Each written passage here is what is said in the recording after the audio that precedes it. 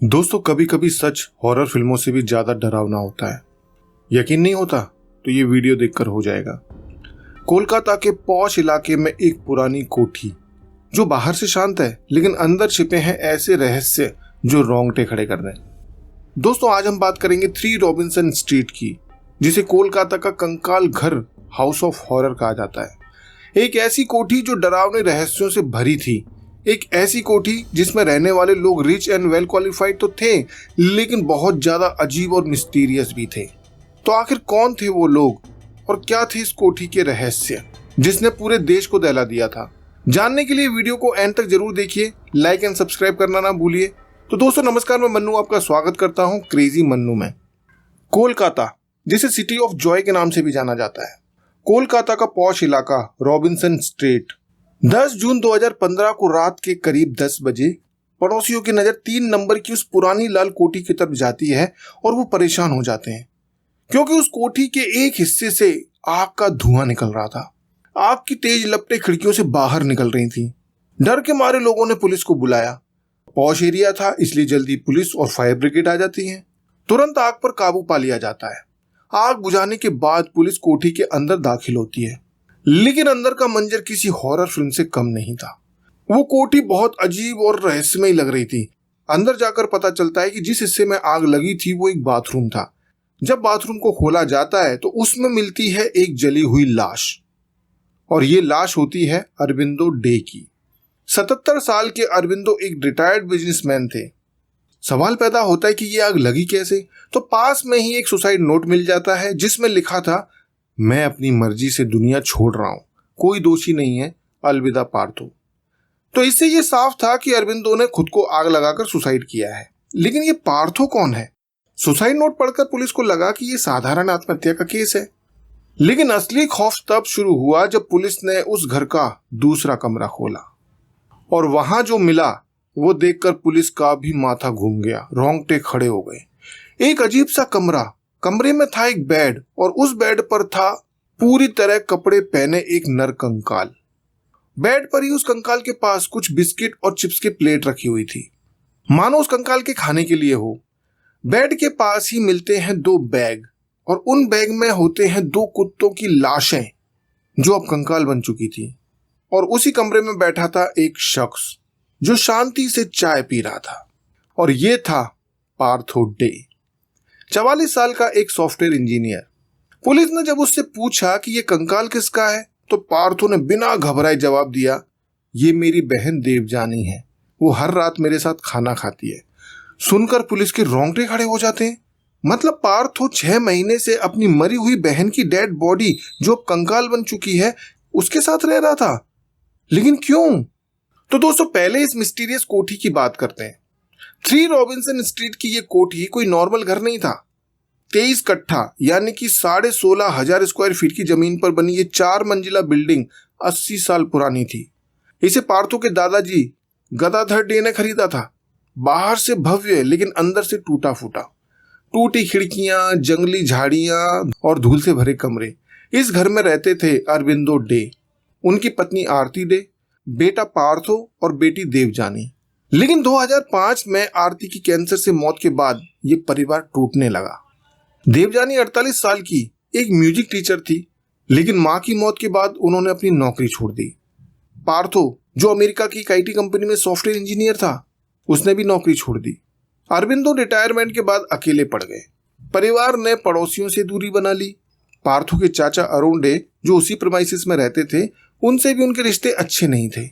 घर में 3 अलग अलग हैंडराइटिंग में लेटर मिले जो दिखाते थे कि परिवार के सदस्य एक दूसरे से लिखकर बात करते थे।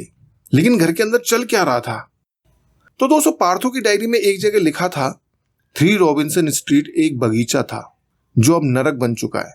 मेरी दादी शांति ने हमारी शांति छीन ली, वो एक डायन थी। तो दोस्तों क्या पार्थो सही था? अगर हाँ तो उसकी मरी हुई दादी ने कैसे उनकी शांति छीन ली? या पार्थो को कुछ मानसिक प्रॉब्लम थी? पुलिस को उस भूतिया घर में कई अजीब चीजें मिलती हैं। हर कमरे में छोटे छोटे स्पीकर लगे हुए थे जिनसे अमेरिकी प्रचारक जॉयस मेयर के मंत्र धीमी आवाज में बज रहे थे। पार्थो ने कहा ये मंत्र देवजानी की आत्मा को बुलाने के लिए हैं, यानी कि वो रोज देवजानी की आत्मा को बुलाता था। देवजानी के कमरे में प्लास्टिक की गुड़िया के कटे हुए टुकड़े मिले और वो टुकड़े लपेट कर रखे हुए थे। दर्जनों लैपटॉप, एक पियानो और 20,000 आध्यात्मिक किताबें मिलती हैं, क्योंकि पार्थो घर से बाहर नहीं निकलता था और जब भी लैपटॉप खराब होता था तो वो पुराना रख देता था और नया ऑर्डर कर देता था।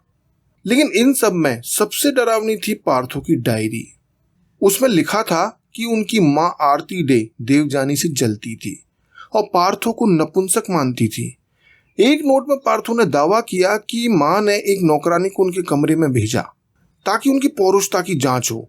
देवजानी के साथ दीघा ट्रिप का भी जिक्र था, जहां कथित तौर पर अंतरंग होने की कोशिश हुई।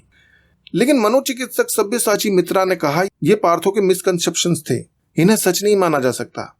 पार्थो ने दावा किया कि देवजानी की मौत 24 दिसंबर 2014 को उपवास से हुई। उसने शव नहीं जलाया, बल्कि हर रात उसकी डेड बॉडी को चावल, दाल, मछली और बिस्किट परोसता था। उसने तो अपने लैब्राडोर रिक्की और टेरी के मर जाने के बाद उनकी हड्डियों को भी बैग में रखा।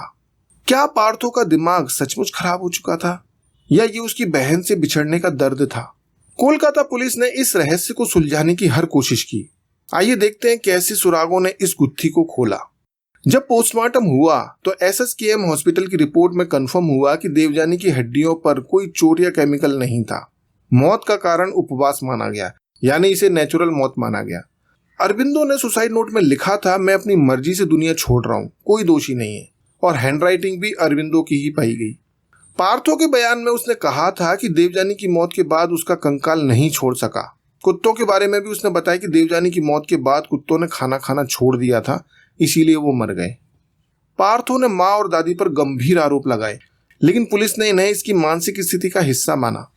सिंगापुर के इंस्टीट्यूट ऑफ मेंटल हेल्थ की 61 पेज की रिपोर्ट में पार्थो को शिजोफ्रेनिया और फॉलिएड्यू का मरीज बताया गया।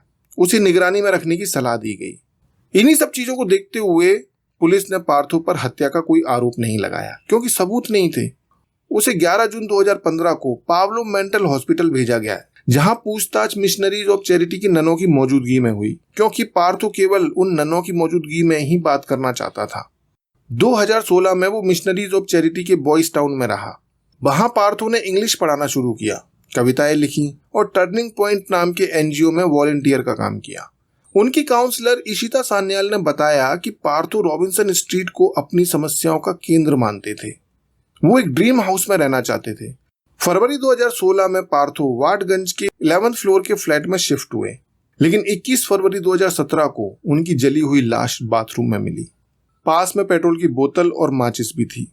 ठीक उनके पिता अरविंदो की तरह ही उन्होंने भी अपना जीवन समाप्त कर लिया था। पोस्टमार्टम में सुसाइड कंफर्म होता है, लेकिन हार्ट अटैक की भी आशंका थी। पार्थो की डायरी में लिखा था, मैं इस नरक से मुक्त होना चाहता हूँ।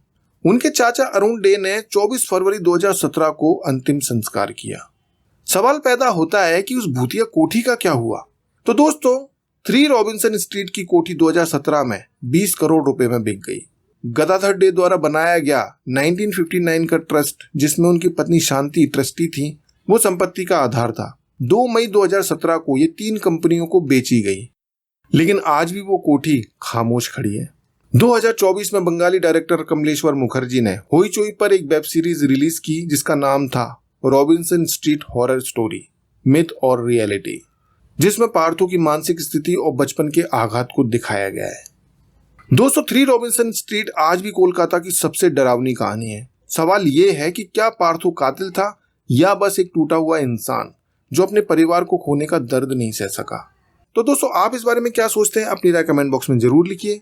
वीडियो पसंद आया हो तो लाइक कीजिए, शेयर कीजिए और देखते रहिए क्रेजी मन्नू।